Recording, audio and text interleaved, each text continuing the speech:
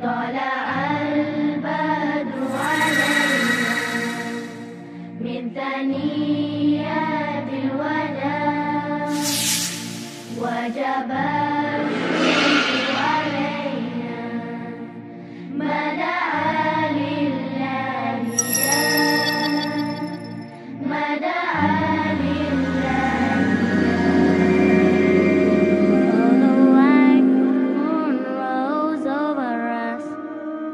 From the valley of Wada, and we owe it to show gratefulness, where the call is to Allah, where the call is to Allah. And I'm sure probably some of you have heard this story before, so I apologise. I'd lit a candle,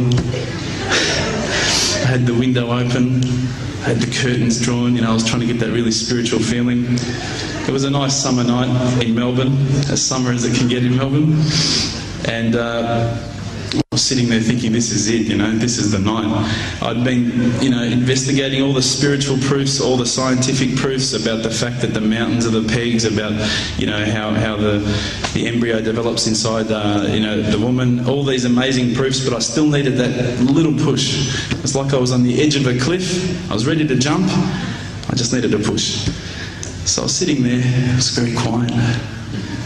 I was reading Quran, I stopped. I said, Allah, this is my moment. This is the time I'm about to jump into Islam. All I need is just a sign. Just a little sign, nothing huge, maybe a bolt of lightning. Maybe half the house could fall down or something, just small. It's small for you, man. You created the earth, come on. So I sat there. I was waiting for the candle to start lighting up to 4 metres high like in the movies. And I go, okay, go. And subhanAllah, nothing, absolutely nothing happened. I was really disappointed, to be honest. So I sat there and I said, Allah, this is your chance. I'm here. I'm not going nowhere. I'll give you another chance. Okay, maybe you're busy. I know it's daytime over the other side of the world. There's a whole lot of stuff going on. Maybe this time it could just be like a car backfiring. Something small. All right, half the house, the candle. Let's forget that. A bird could fart outside. I don't care. Just anything.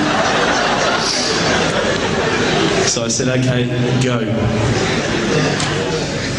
And subhanAllah, absolutely nothing happened. And I mean, I couldn't have even said, oh, that was it. That creep just then in the wall, that was it. Absolutely nothing happened. I was really disappointed. I was gutted. I was sitting there thinking, this is it, this was my last chance, Islam, and I haven't found it. I pulled back the Quran, I turned back to where I was reading. SubhanAllah, the very next verse on the next page, for those of you who ask for signs, have we not shown you enough already? Look around you, look at the stars, look at the sun, look at water. These are the signs for the people of knowledge. SubhanAllah.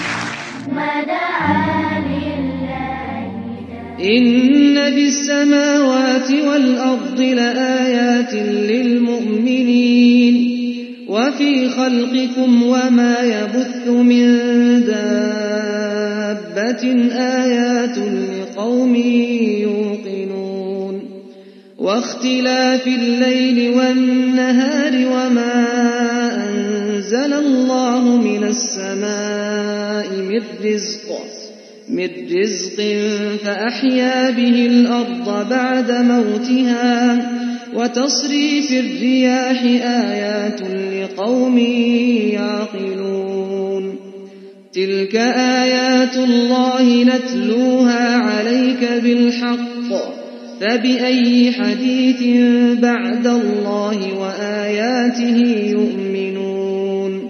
Oh, the white moon rose over us from the valley I threw the doona over my head and I pretended I was asleep. I was that scared because I couldn't believe how arrogant I'd been to want my own specific sign when all the signs had been there for me all along. The fact that we have this world, the fact that there is this creation, these are the signs for all of us. The next day I decided this is it, I'm becoming a Muslim. I've been investigating Islam now for probably about 6 months, to be honest. I went in and I said to myself, this is it, I'm going to make shahada. I had no idea what I had to say, I had no idea what the words were. It was probably close to Isha prayer, so it would have been, 7, 8 o'clock at night. I went in and I couldn't believe it. There was about 1,000 people at the mosque. I thought, subhanAllah, look at this religion. Look at how strong they are. It was the first night of Ramadan.